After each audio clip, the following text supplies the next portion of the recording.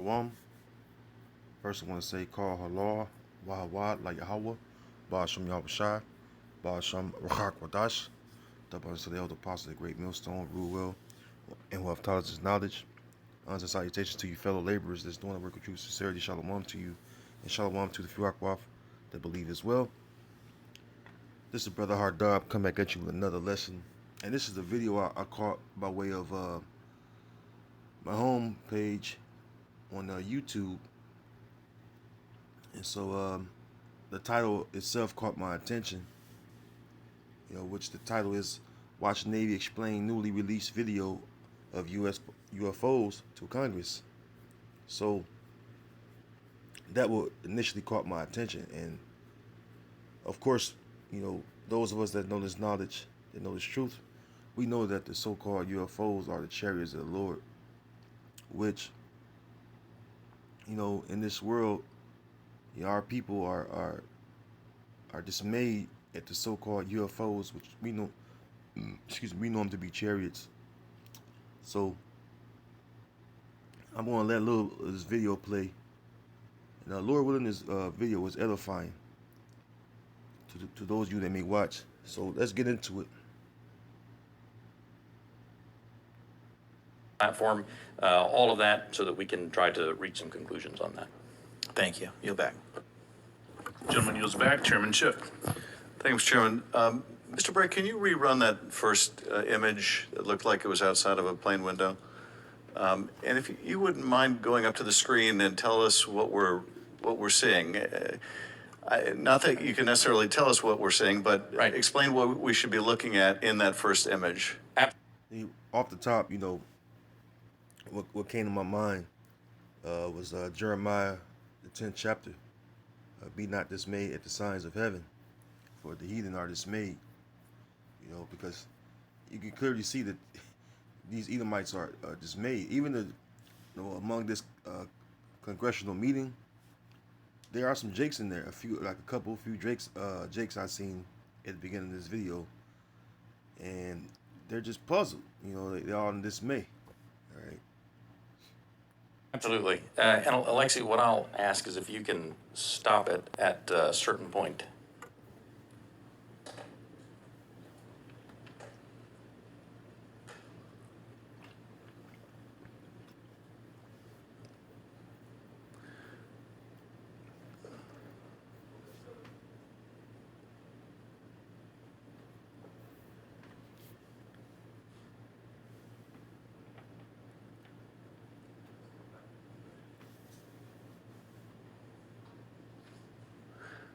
And are we looking outside of a civilian aircraft window? Is that what we're looking at? You're looking outside a U.S. Navy F-18. Okay. And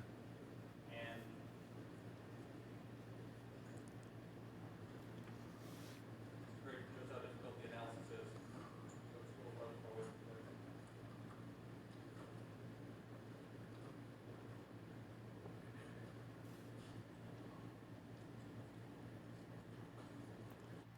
I'm gonna let it stop right there. Now, when you go into the scriptures, first of all, the chariots, right, are all through the scriptures. And the example I'm gonna put up first is from the book of Exodus, the 13th chapter. During the Exodus, where the Heavenly Father had delivered us from under the hand of the Egyptians of old. And there was a massive chariot that hovered over us, all right, during the travel or the journey of the Exodus that our ancestors had from the Egyptians. The Lord had destroyed the Egyptians' kingdom. He hit it with plagues, and then he delivered the children of Israel, which are our ancestors. And during their travels, it was a chariot that literally hovered over them by day and by night. This is Exodus 13 and let's start at 18. It says, "But the Most High led the people about through the way of the wilderness of the Red Sea," which, when you know the part of the Red Sea, it'll be the Gulf of Suez. When you look it up, it says, "And the children of Israel went up harnessed out of the land of Egypt," Mizraim, right? It says, "And Moses took the bones of Joseph with him, for he had straitly sworn the children of Israel, saying, the Heavenly Father will surely visit you, and ye shall carry up my bones away hence with you. And they took their journey from Succoth and encamped in Etham in the edge of the wilderness. And the Lord went before them by day in a pillar of a cloud to lead them the way, and by night in a pillar of fire to give them light, to go by day and night. He took not away the pillar of the cloud by day, nor the pillar of fire by night from before the people." So when you see the word cloud, all right, someone will actually think, and I made this comparison in the past, someone will actually think it's an actual cloud. It's just a metaphor for the chariot, all right? Just like the book of Revelation. Let's go to it real quick.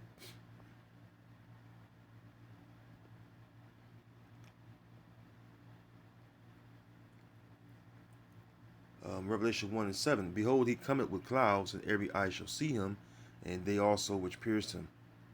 And all kindreds of the earth shall wail because of him. Even so, amen, or so be true." So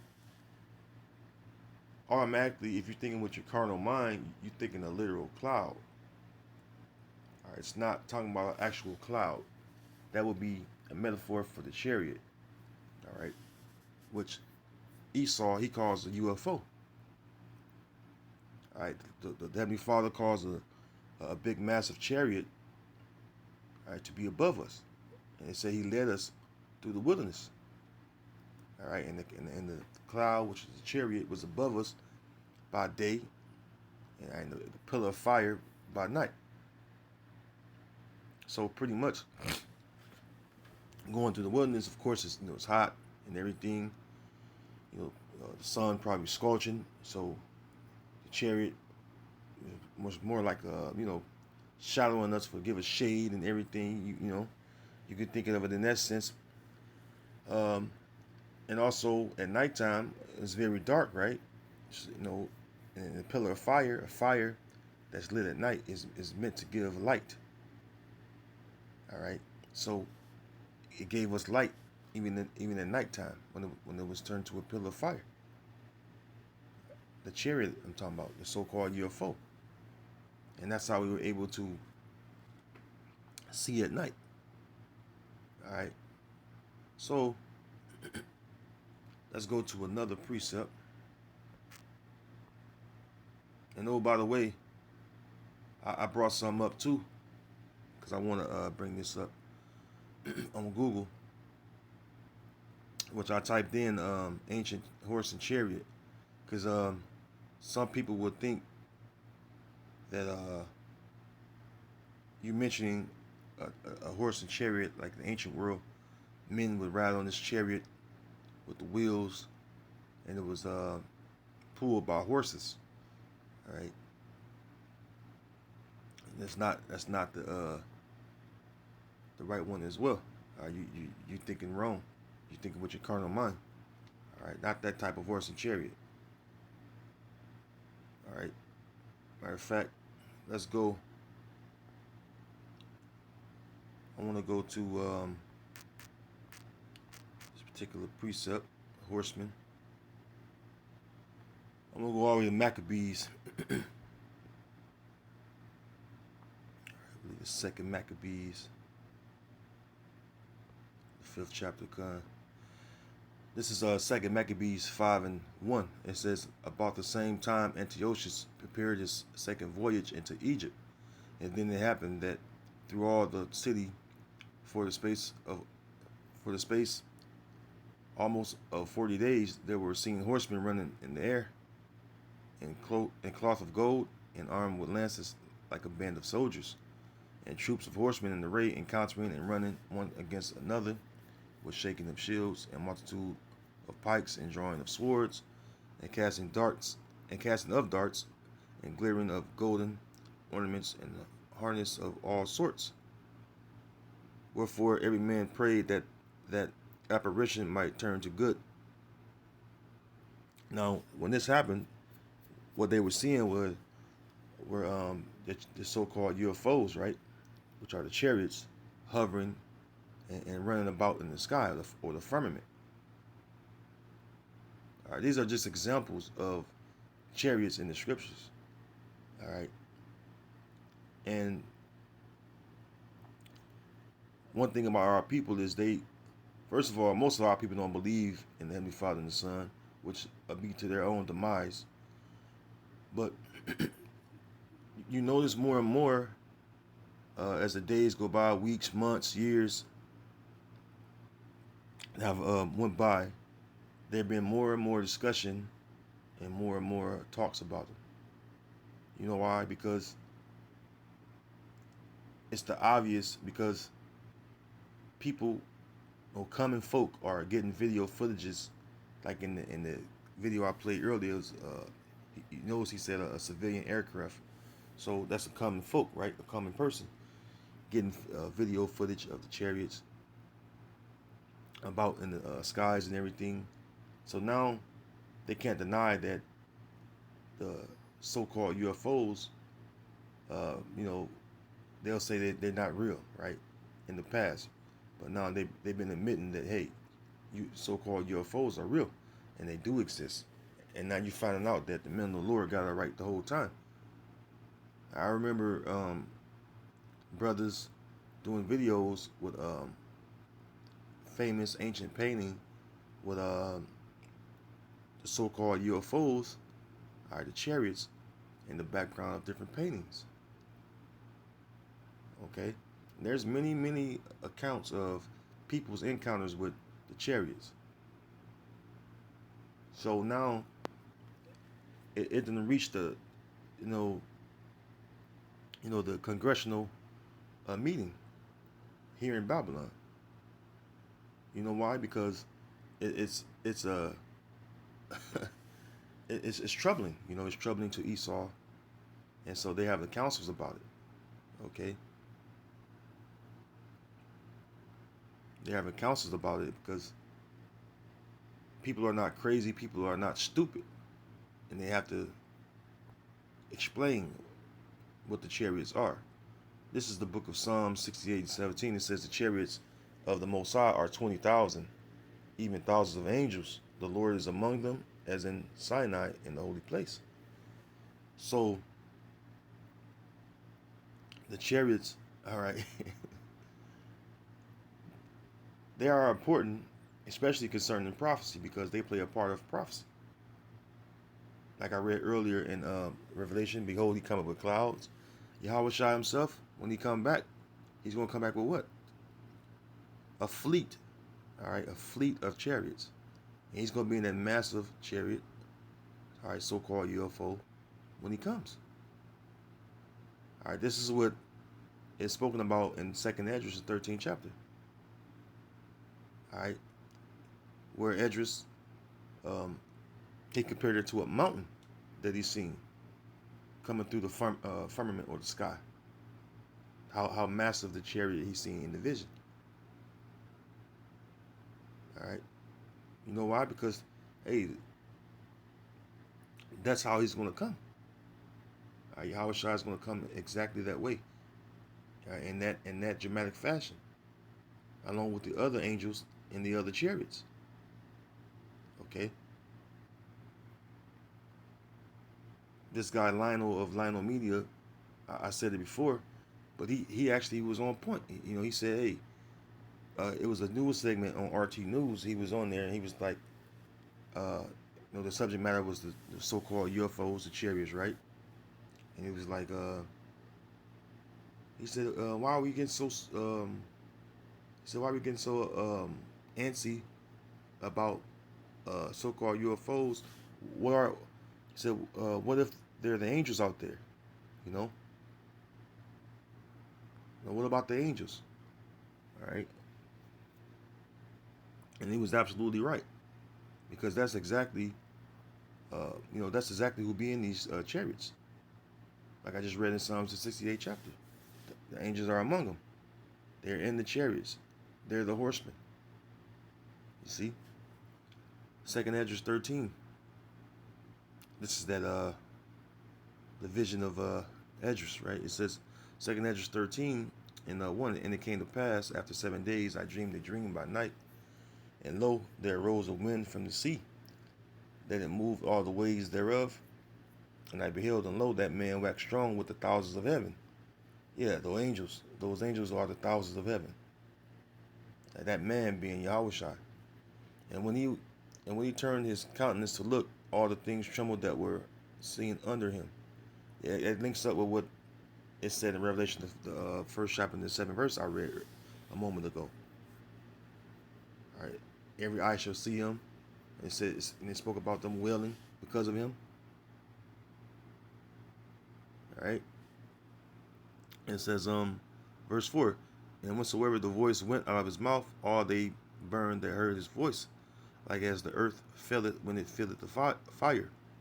And after this I beheld, and lo, there was gathered together a multitude of men out of a number from the four winds of heaven to subdue the man that came out of the sea.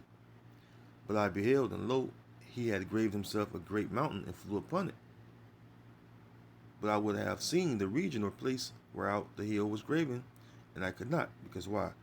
The chariot that he rode upon was so massive. This is why we, when we try and help, brothers visualize, we always bring up the Independence Day comparison, because the chariot on Independence Day was so massive. All right, it took up a good part of the sky. All right, to give you an idea of how he's going to return and how the chariot is going to look that Yahweh Shai is going to ride upon. All right, it's not talking about a literal mountain. No, it's talking about the size of the chariot being massive. All right, very big. Verse 7, it says, but I would have seen the region or place whereout the hill was graven, and I could not. And after this I beheld, and lo, all they which were gathered together to subdue him were sore afraid, and yet there's fight. Because the moment they see that chariot, right, they're going to be so afraid, because all along, these so-called UFOs that have been, denounced for so many years by Esau, now they're going to be up and close in their face, especially the massive chariot that Yahweh Shai going to be going, and they're going to be spooked, because why?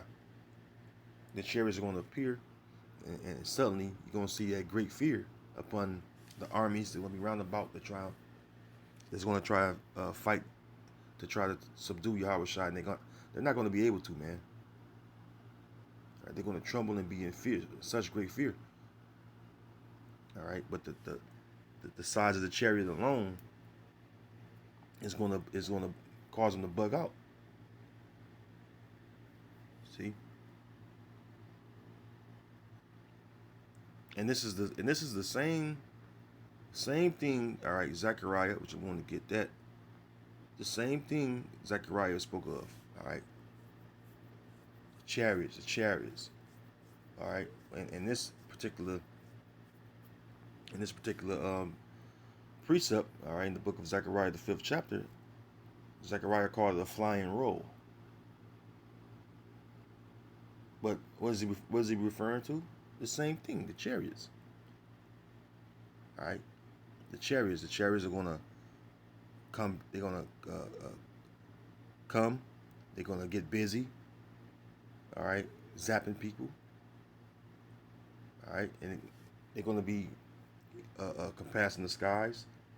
All right, they're gonna be flying through the skies, destroying, all right, and appeasing the wrath of him that made them, which is the Most High, all right.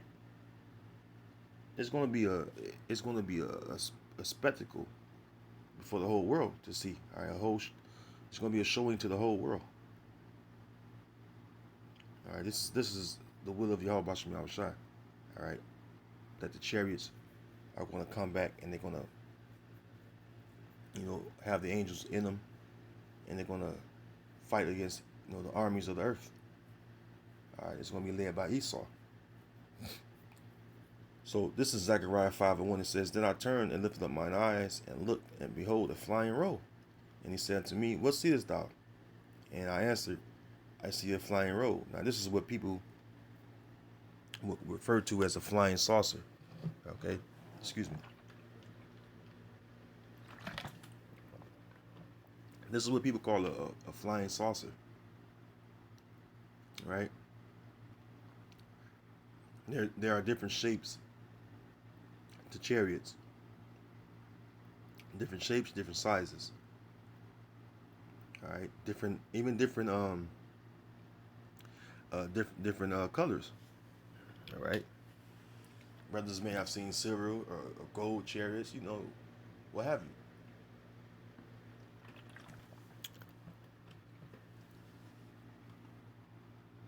Excuse me. I myself, I've seen gold triangular shaped chariots. I even seen them through binocular. It's high power binoculars.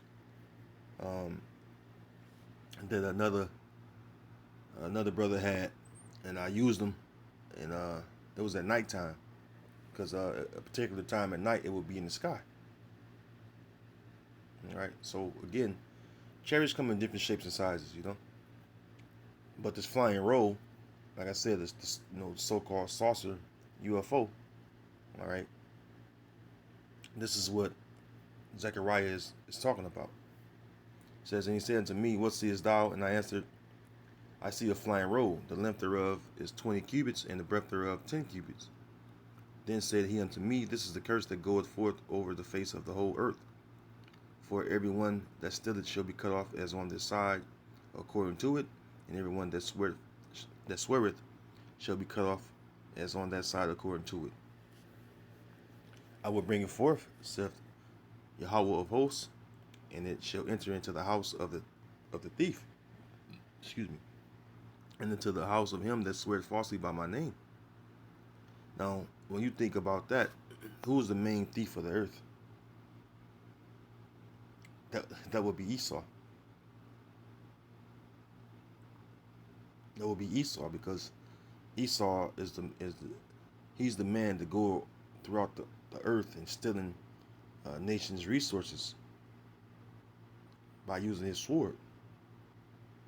So we know that Esau is ruling, all right, and he's the number one thief on the earth. Everything he got, he's gotten through theft. Okay? And it says he's going to enter into the house of the thief. So who's the thief? Esau. Let's go to type this in real quick. Bear with me 1 second.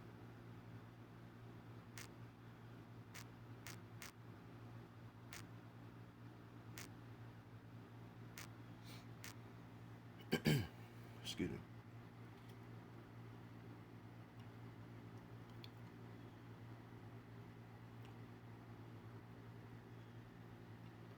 Let me see. Bear with me 1 second. I want to get this particular precept. It's in the book of Job. I didn't write this. I didn't have this written down.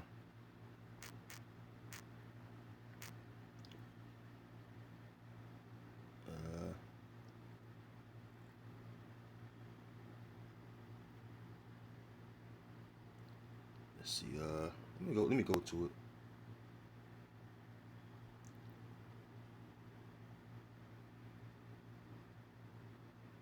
Because that's exactly what Esau is, man, a thief. He's He's the one that like I said, he's the one that steals nations' resources by using his sword.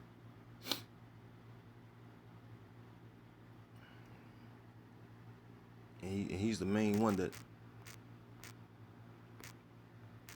the Most High and his son have on the agenda. Yeah, 30. That the Most High and his son have on the agenda of destroying, because he's the wicked. All right, keep that in mind, because when you go to the book of Amos, the 9th chapter, it speaks about the sinful kingdom, and we became a sinful kingdom, us Israelites, right? So how much more the wicked, which is Esau, Edom. So when it says that about the chariot going to enter into the house of the thief, well, who's the main thief? You have to point to the so-called white man, Esau, Edom, because he is the ultimate thief. All right. Well, I'm gonna go right to the point, because in this particular chapter, it's actually speaking about Esau and his habitation,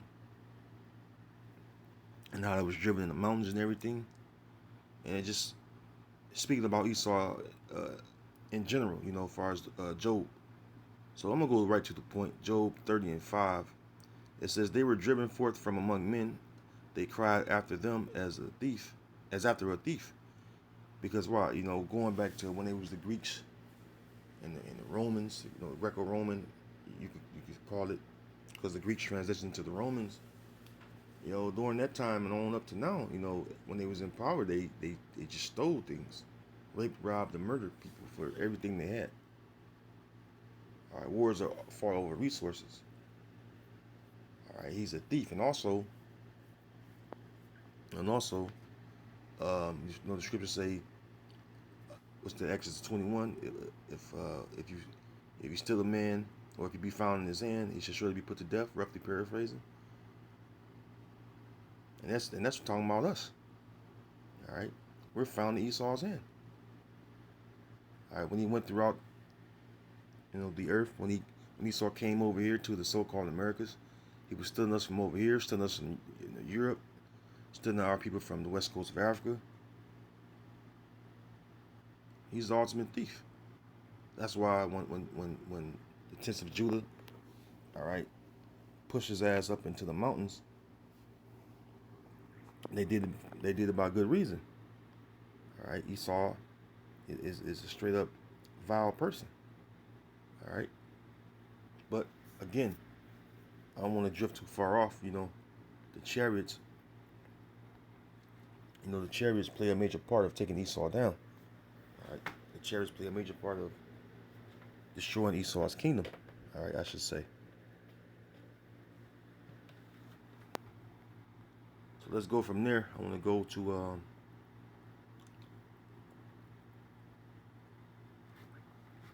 gotta bring up the prophet Elijah. All right, because Elijah went up by way of the chariot as well.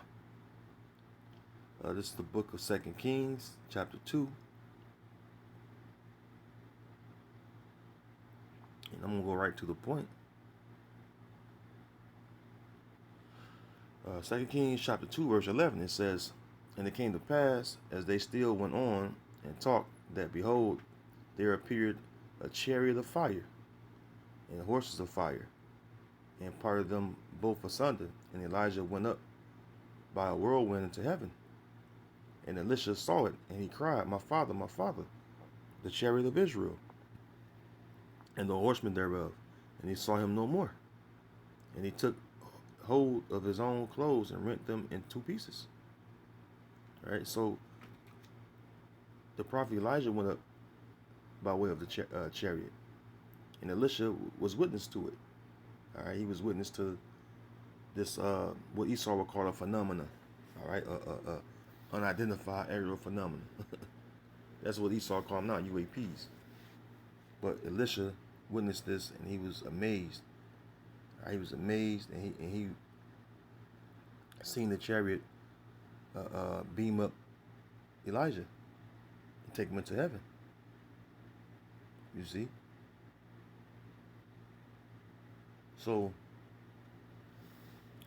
No, why would we be dismayed at that right now?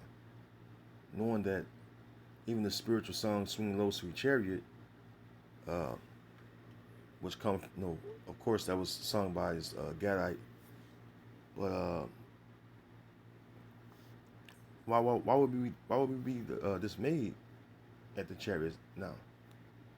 That show you how far our people are removed from knowing the knowledge of the Heavenly Father and His Son, knowing that they exist, knowing who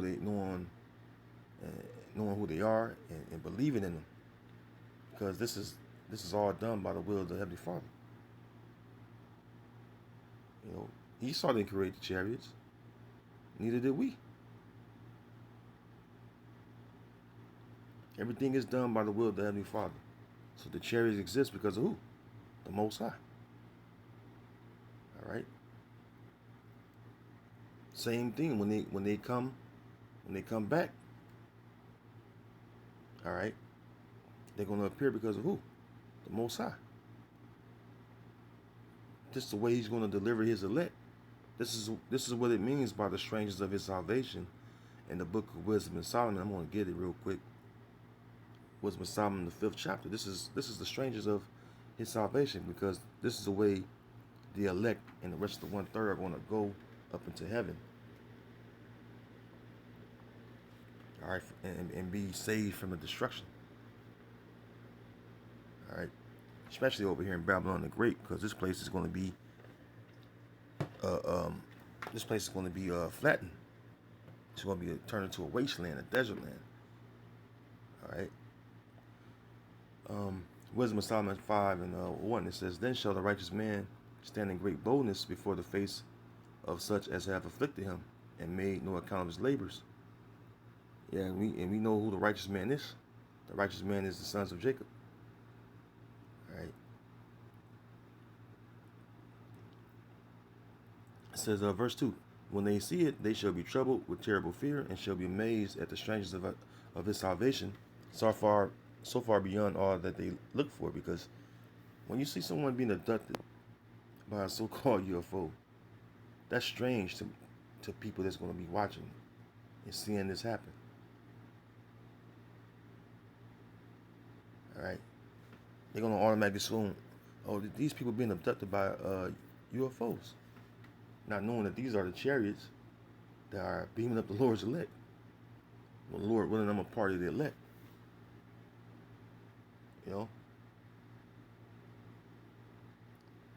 But it's going to be strange, because they don't believe, far as, well, 2/3 of our people don't believe, and then the heathen, of course, they're not made to believe. Even though Esau knows that the chariots are out there, they know the chariots are real, they know exactly of what we say is true according to the scriptures. Esau knows the chariots and the angels are out there.